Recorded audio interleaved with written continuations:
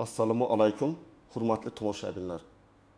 Bugun men sizlar bilan juda muhim mavzuni muhokama qilaman. O'zbekistonda ishlovchi pensionerlar pensiyasini avgust oyida indeksatsiya qilish masalasi. Bu mavzu faqat pensionerlarning o'ziga emas, ularning farzandlariga, ish beruvchilarga, buxgalterlarga va kadrlar bo'limida ishlaydiganlarga ham tegishli. Chunki bitta noto'g'ri tushuncha, bitta yetishmayotgan hujjat yoki ishlayotgan bo'lsam, menga oshmaydi degan xato fikr odamni pulidan mahrum qilib qo'yishi mumkin. Shuning uchun videoni oxirigacha ko'ring. Men bugun oddiy tilda tushuntiraman, ilgari qanday edi. Hozir nima o'zgardi? Avgustdagi indeksatsiya kimlarga taalluqli? Kimlar xavotir olmasligi kerak? Qaysi joylarda muammo chiqadi va amalda nima qilish kerak? Kanalga hoziroq obuna bo'ling, videoga like bosing. Chunki bunday ma'lumotlar ko'pchilikka kerak bo'ladi va sizning bitta like'ingiz video ko'proq odamlarga yetib borishiga yordam beradi. Avvalo asosiy masalani tushunib olaylik. Ko'p pensionerlarimiz pensiyaga chiqqandan keyin ham ishlashda davom etadi. Sabablari har xil. Kimdir oilasiga yordam beradi, kimdir kredit to'laydi, kimdir hali sog'ligi yaxshi bo'lgani uchun ishini tashlagisi kelmaydi. Yana kimdir pensiya miqdori kundalik xarajatlarga yetmagani uchun ishlashga majbur bo'ladi. Ana shunday ishlovchi pensionerlar orasida doimiy savol bor. Agar davlat pensiyalarini oshirsa, mening pensiyam ham oshadimi yoki men ishlayotganim uchun menga tegmaydimi? Ilgari odamlar orasida shunday tushuncha kuchli edi. Pensioner ishlasa, pensiyasi kamayadi. Ishlayotgan pensionerga oshirish berilmaydi. Faqat uyda o'tirgan pensionerlarga indeksatsiya bo'ladi. Bu gaplarning ayrimlari tarixan ayrim davrlarda qisman asosga ega bo'lgan bo'lishi mumkin. Chunki pensiya to'lovlarida oldin turli cheklovlar va istisnolar bo'lgan. Lekin hozirgi tartibni eski gaplar bilan aralashtirib yuborish juda xavfli. Bugungi kunda eng muhim qoida shuki, pensiya miqdori davlat tomonidan indeksatsiya qilinsa, ya'ni pensiyalar umumiy tartibda oshirilsa, ishlayotgan pensioner ham bundan chetda qolmasligi kerak. Chunki indeksatsiya bu odamning ishlayotgan, ishlamayotganiga qarab beriladigan mukofot emas. Indeksatsiya bu narx-navoning o'sishi, yashash xarajatlarining oshishi, eng kam iste'mol ehtiyojlari va davlat belgilagan ijtimoiy kafolatlar o'zgarishi sababli pensiya miqdorini yangilash jarayonidir. Bu yerda ikkita tushunchani alohida ajratib olish kerak. Birinchisi indeksatsiya. Ikkinchisi pensiyani qayta hisoblash. Indeksatsiya deganda odatda prezident farmoni yoki boshqa normativ hujjat asosida pensiyalar, nafaqalar, ayrim bazaviy miqdorlar ma'lum foizga yoki ma'lum summaga oshirilishi tushuniladi. Masalan, pensiyalar 10% oshirildi deyilsa, bu umumiy oshirish bo'ladi. Pensiyani qayta hisoblash esa boshqa narsa. Insonning qo'shimcha ish staji aniqlansa, ilgari hisobga olinmagan ish haqi davri topilsa, hujjatlari to'liq bo'lmagan bo'lsa va keyin tasdiqlansa yoki qonunda nazarda tutilgan boshqa asoslar bo'lsa, pensiya shaxsiy holatiga qarab qayta ko'rib chiqiladi. Avgust oyida ko'pchilik aynan shu ikki tushunchani chalkashtirib yuboradi. Kimdir avgustda pensiyalar oshadi deb eshitadi va darrov men ishlayman, menga ham bo'ladimi deb so'raydi. Kimdir esa mening ham stajim qo'shiladimi deydi. Shuning uchun men bu videoda har ikkisini alohida tushuntirib beraman. Umumiy indeksatsiya bo'lsa, bu bir tartib. Ishlovchi pensionerning ish staji va badallari bo'yicha shaxsiy qayta hisoblash bo'lsa, bu boshqa tartib. Endi eng asosiy savolga javob beraman. Avgustdagi pensiya indeksatsiyasi ishlovchi pensionerlarga tegishlimi? Agar davlat tomonidan pensiyalarni oshirish bo'yicha umumiy qaror qabul qilingan bo'lsa, ishlovchi pensioner ham pensiya oluvchi sifatida shu jarayonga kiradi. Ya'ni siz maktabda qorovul bo'lib ishlayapsizmi? Shifoxonada hamshira bo'lib ishlayapsizmi? Xususiy firmada buxgalter bo'lib ishlayapsizmi? Bozorda rasmiy tadbirkor sifatida faoliyat yurityapsizmi? Bu holat pensiya indeksatsiyasini avtomatik chiqarib tashlash uchun asos bo'lmasligi kerak. Misol qilaman, faraz qilaylik. Bir pensionerning oylik pensiyasi 1 million 200 ming so'm. U ayni paytda maktabda yarim stavkada ishlaydi va 1 million 500 ming so'm ish haqi oladi. Davlat pensiyalarini 10% ga indeksatsiya qildi deylik. Bunday holatda uning pensiyasi taxminan 1 million 320 ming so'mga chiqishi mumkin. Uning ishlayotgani umumiy indeksatsiyani bekor qilmaydi. Ish haqi alohida daromad, pensiya alohida ijtimoiy to'lov. Yana bir misol. Ayol kishi 60 yoshga yaqin, lekin pensiyaga chiqqanidan keyin tikuv seksida ishlayapti. Ping so'm, u men ishlayotganim uchun pensiyam oshmaydi deb o'ylab bank kartasidagi tushumlarni tekshirmaydi ham. Avgust oyida pensiyalar oshirilgan bo'lsa, uning pensiyasi ham yangilangan miqdorda tushishi kerak. Agar tushmagan bo'lsa, demak sababni aniqlash kerak. Ehtimol bank kechiktirgan. Ehtimol pensiya jamg'armasi bazasida ma'lumotda xatolik bor. Ehtimol boshqa texnik sabab bor. Lekin ishlayotgani uchun berilmaydi degan xulosa chiqarishga shoshilmaslik kerak. 3-misol. Erkak kishi pensiyaga chiqqan, lekin korxonada muhandis sifatida ishlashda davom etmoqda. Pensiyasi 2.400.000 so'm.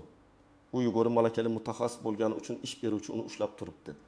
Avgustdagi indeksatsiyadan keyin pensiya foiz asosida oshirilsa, u ham oshgan pensiyani oladi. Lekin bu yerda yana bir nozik masala bor. Uning keyingi ishlagan yillari pensiyani avtomatik qaroy oshirib boradimi? Yo'q. Indeksatsiya alohida, keyingi ish staji bo'yicha qayta hisoblash alohida masala. Keyingi stajni hisobga olish uchun qonunda belgilangan shartlar, tartib va hujjatlar bo'ladi. Kimlar xavotir olish kerak? Birinchi navbatda pensiya miqdori avgustdan keyin o'zgarmaganini ko'rgan ishlovchi pensionerlar. Agar sizning tanishlaringizda pensiya oshgan, siznikida esa o'zgarish bo'lmagan bo'lsa, buni tekshirish kerak. Ikkinchidan, ish joyingiz rasmiy bo'lmasa yoki ish beruvchi sizni rasmiylashtirmagan bo'lsa, kelajakda staj masalasida muammo chiqishi mumkin.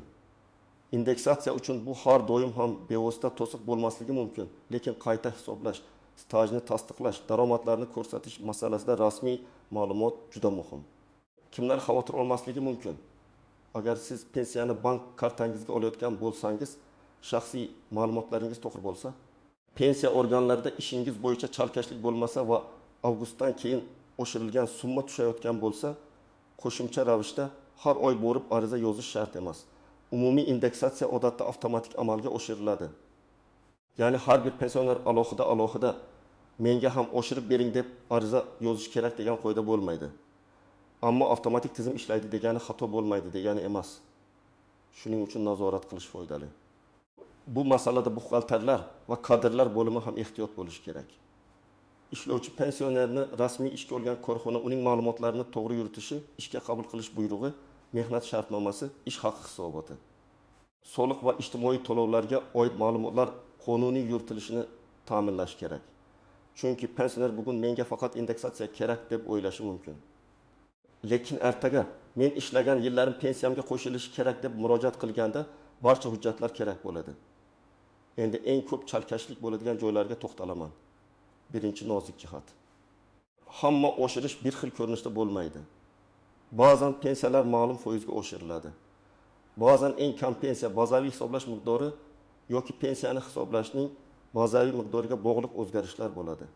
Shuning uchun ikki odamning pensiyasi bir xil foizda oshgandek tuyulmasligi mumkin. Masalan, bir pensionerda asosiy pensiya qismi katta, boshqasida ustamalar bor.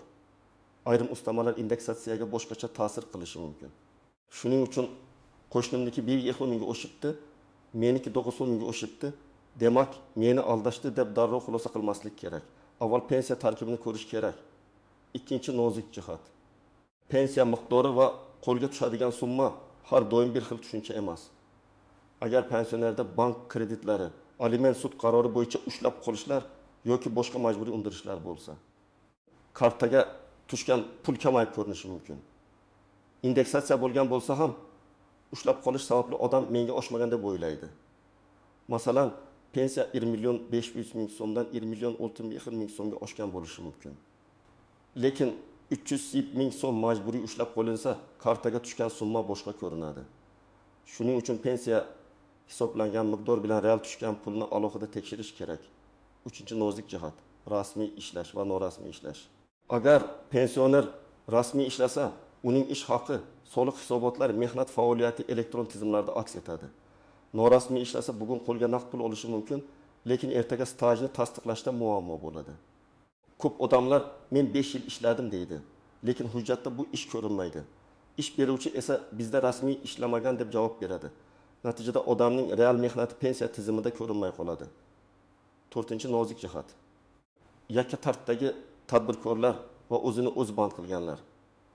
Pensiyaga chiqqan odam keyin kichik biznes qilishi, xizmat ko'rsatishi, hunarmandchilik bilan shug'ullanishi mumkin. Bu yerda ham rasmiy ro'yxatdan o'tish, to'lovlarni to'g'ri amalga oshirish, soliq organlaridagi ma'lumotlar muhim. Chunki keyinchalik daromad va faoliyat davri bo'yicha savollar tug'ilganda men ishlaganman degan og'zaki gap yetarli bo'lmaydi. Tizimda iz bo'lishi kerak. 5-nozik jihat. Pensiya tayinlangan paytda ayrim hujjatlar hisobga olinmagan bo'lishi mumkin. Masalan, odam 1990-yillarda boshqa viloyatda ishlagan, arxiv hujjati topilmagan, korxona tugatilgan. Mehnat daftarchasida muhr xira bo'lgan. Pensiya tayinlanganda faqat tasdiqlangan staj hisobga olingan. Keyinroq arxivdan ma'lumotnoma topildi. Bunday holatda indeksatsiyani kutib o'tirmasdan pensiyani qayta hisoblash uchun murojaat qilish kerak bo'lishi mumkin.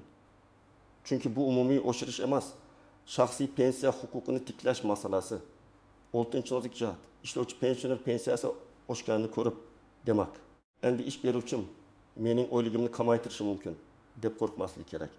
Pensiya va ish haqi ikki alohida manba. Ish beruvchi pensiya oshdi degan bahona bilan mehnat shartnomasida belgilangan ish haqini asossiz kamaytira olmaydi. Agar ish haqi o'zgarsa, bu mehnat qonunchiligiga muvofiq tegishli buyruq, kelishuv va asoslar bilan bo'lishi kerak. 7-nozik jihat. Pensiyani naqd oladiganlar. Ayrim pensionerlar hali ham pensiyani naqd shaklda oladi yoki bank kartasidan foydalanmaydi. Bunday holatda oshirilgan pensiya yetib kelishida texnik yoki tashkiliy kechikishlar bo'lishi mumkin. Bu ham har doim menga indeksatsiya berilmadi degani emas. Lekin kechikish uzoq davom etsa albatta mahalla pensiya jamg'armasi bo'limi yoki bank orqali tekshirtirish kerak. 8-nozik jihat. Chet elga vaqtincha ketgan pensionerlar. Agar pensioner ishlash yoki davolanish uchun chet elda bo'lsa, pensiya to'lovlari va indeksatsiya bo'yicha alohida tartiblar, yashash holatini tasdiqlash kabi masalalar bo'lishi mumkin. Bunday vaziyatda umumiy gap bilan cheklanib bo'lmaydi. Har bir odam o'z holati bo'yicha pensiya jamg'armasidan yozma izoh olgani ma'qul. Endi eng muhim qism. Siz amalda nima qilishingiz kerak? Men buni bosqichma-bosqich tushuntiraman. Birinchi qadam. Avgust oyidagi pensiya tushumini tekshiring. Agar pensiyani bank kartasiga olsangiz, mobil ilova bankomat yoki bank filialidan tushum tarixini ko'ring. Faqat kartaga qancha tushdi deb emas, avvalgi oylar bilan solishtiring. Iyulda qancha tushgan, avgustda qancha tushgan, sentyabrda qancha tushgan. Agar o'zgarish bo'lgan bo'lsa, taxminiy foizni hisoblab ko'ring. Ikkinchi qadam, pensiya miqdori bo'yicha rasmiy ma'lumot oling. Buning uchun hududingizdagi pensiya jamg'armasi bo'limiga murojaat qilishingiz mumkin. Shuningdek, elektron davlat xizmatlari orqali ma'lumot olish imkoniyatlari bo'lsa, my.gov.uz portali yoki tegishli rasmiy xizmatlardan foydalaning. Maqsad bitta, sizga hisoblangan pensiyaning rasmiy miqdorini bilish. Chunki kartaga tushgan summa ayrim ushlab qolishlar sababli boshqacha bo'lishi mumkin. 3-qadam, ish joyingizdagi hujjatlarni tartibga keltiring. Agar siz ishlovchi pensioner bo'lsangiz, mehnat shartnomangiz bor yo'qligini tekshiring. Ishga qabul qilish buyrug'i rasmiylashtirilganmi? Lavozimingiz, stavkangiz, ish haqi miqdoringiz to'g'ri ko'rsatilganmi? Elektron mehnat daftarchangizda ish faoliyatingiz aks etyaptimi? Agar siz eski davrda ishlagan bo'lsangiz, mehnat daftarchangizdagi yozuvlar aniqmi? Muhrlar o'qiladimi? Korxona nomi to'g'rimi? 4-qadam. Agar pensiya oshmagan bo'lsa, og'zaki shikoyat bilan cheklanib qolmang. Pensiya jamg'armasiga yozma ariza bering. Arizada shunday mazmun bo'lishi mumkin. Menga tayinlangan pensiya miqdorining avgust oyidagi indeksatsiyadan keyin qay tartibda hisoblanganini tushuntirib berishingizni, pensiya miqdorim bo'yicha hisob-kitobni taqdim etishingizni so'rayman. Arizada pasport yoki ID karta ma'lumotlari, joy, manzil, telefon raqami, pensiya turi va murojaat sababi aniq ko'rsatilishi kerak. 5-qadam, hujjatlar ro'yxatini tayyorlang. Odat kerak bo'lishi mumkin bo'lgan hujjatlar.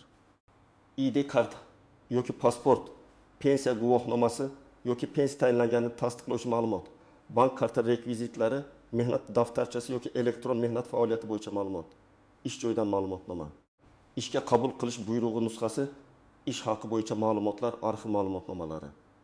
Har bir holatda ro'yxat farq qiladi. Shuning uchun avval pensiya jamg'armasidan aniq so'rab oling. 6-qadam. Agar sizning qo'shimcha stajingiz hisobga olinmagan bo'lsa, qayta hisoblash masalasini alohida ko'taring. Bu yerda avgustda hammaga oshdi, menga ham oshiring deyish yetarli emas. Siz pensiya tayinlangandan keyingi yoki oldingi hisobga olinmagan ish stajimni ko'rib chiqishni, tegishli hujjatlar asosida pensiyamni qayta hisoblashni so'rayman deb yozishingiz kerak. Ya'ni talabni to'g'ri nomlash muhim. 7. qadam, ish beruvchidan rasmiylikni talab qiling. Agar siz pensioner bo'lsangiz ham, sizga pensiya bor-ku, sizni rasmiy qilmaymiz degan gapga rozi bo'lmang. Ishlayotgan bo'lsangiz, mehnatingiz rasmiy bo'lishi kerak. Rasmiy ish sizga nafaqat ish haqi kafolatini, balki mehnat huquqlari, ta'til, mehnat nizolari bo'yicha himoya, kelajakda pensiya hujjatlari uchun dalil beradi. 8. qadam, qarindoshlar yordam berishi kerak. Ko'p pensionerlar internetdan, elektron portallardan, bank ilovalaridan foydalana olmaydi. Farzandlar, nevaralar, qo'shnilar yordam berishi kerak. Lekin yordam beraman deb pensionerning bank kartasi, PIN kodi, SMS kodlarini begona odamlarga bermang. Firmalar aynan pensiya oshishi, kompensatsiya, qayta hisoblash degan bahonalar bilan odamlarni aldashi mumkin. Hech bir rasmiy tashkilot sizdan telefon orqali SMS kod so'ramaydi. 9. qadam, javobni yozma oling. Agar siz pensiya jamg'armasiga murojaat qilsangiz, og'zaki hammasi to'g'ri degan javob bilan cheklanib qolmang. Yozma yoki elektron javob oling. Chunki keyinchalik yuqori tashkilotga, adliya organlariga yoki sudga murojaat qilish kerak bo'lsa, sizda dalil bo'ladi. 10. qadam, rasmiy manbalarni kuzating. Pensiya indeksatsiyasi bo'yicha eng ishonchli ma'lumotlar prezident farmonlari, hukumat qarorlari. Pensiya jamg'armasi Adliya vazirligi MyBoku.uz va rasmiy axborot kanallari orqali beriladi. Telegramdagi noma'lum kanal yoki qo'shnim shunday dedi degan gap asosida xulosa qilmang. Ayniqsa aniq foizlar, sanalar. Faqat bugun ariza topshirsangiz pul olasiz kabi xabarlarga ehtiyot bo'ling. Yana bir amaliy misol keltiraman. Faraz qilaylik, pensioner ayolning pensiyasi iyulda 20 milyon 100 ming so'm edi. Avgustda 20 milyon 200 ming so'm tushdi. U ishlaydi, lekin pensiyasi oshgan. Bu holatda agar boshqa da'vosi bo'lmasa, alohida yugurib yurishi shart emas. Ammo u 1925-1932 yillarda ishlagan korxonasi stajga kirmaganini bilsa, indeksatsiyadan alohida ravishda arxiv hujjatlarini topib, qayta hisoblashga murojaat qilish kerak. Boshqa misol. Pensioner erkak iyulda 20 milyon 800 ming so'm olgan. Avgustda ham xuddi shuncha tushgan. Qo'shnilarida esa oshgan. U men ishlayotganim uchun oshmagan deb o'ylamasin. Birinchi navbatda pensiya jamg'armasidan hisob-kitobni so'rasin. Balki indeksatsiya keyingi to'lovda farqi bilan tushadi, balki ma'lumotda xatolik bor, balki ushlab qolish bo'lgan. Aniq sabab hujjat bilan bilinadi. Yana bir holat, pensioner xususiy firmada ishlaydi, lekin firma uni rasmiylashtirmagan. Pensiya indeksatsiyasi baribir umumiy tartibda bo'lishi mumkin. Lekin uning ishlayotgan davri kelajakda isbotlanmaydi. Shuning uchun u ish beruvchidan mehnat shartnomasi tuzishni talab qilish kerak. Agar ish beruvchi rad etsa, mehnat inspeksiyasi yoki boshqa vakolatli organlarga murojaat qilish haqida o'ylash kerak. Demak, asosiy fikr shunday. Avgust oyida pensiyalar indeksatsiya qilinsa, ishlovchi pensionerlar ham bu jarayondan chetda qolmasligi kerak. Ishlayotganingiz pensiya oshishiga avtomatik to'siq degani emas. Lekin indeksatsiya bilan pensiyani qayta hisoblashni adashtirmang. Indeksatsiya umumiy oshirish qayta hisoblash esa sizning shaxsiy stajingiz, ish haqingiz, hujjatlaringiz va qonuniy asoslaringiz bilan bog'liq alohida jarayon. Men tavsiya qilaman, pensiya tushumlaringizni tekshiring, rasmiy ma'lumot oling, ish joyingizdagi hujjatlarni tartibga keltiring. Muammo bo'lsa yozma ariza bering va faqat rasmiy manbalarga tayaning. Shunda siz o'zingizga tegishli pulni yo'qotmaysiz va huquqingizni aniq himoya qila olasiz. Agar siz ishlovchi pensioner bo'lsangiz yoki oilangizda pensioner bor bo'lsa, izohlarda yozing. Avgustdan keyin pensiyangiz oshdimi yoki o'zgarish bo'lmadimi? Qaysi viloyatdansiz? Qanday muammo bo'lyapti? Men keyingi videolarda eng ko'p bergan savollarga alohida javob beraman.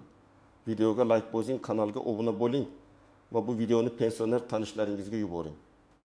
Bu ma'lumot kimningdir haqqini vaqtida olishga yordam berishi mumkin.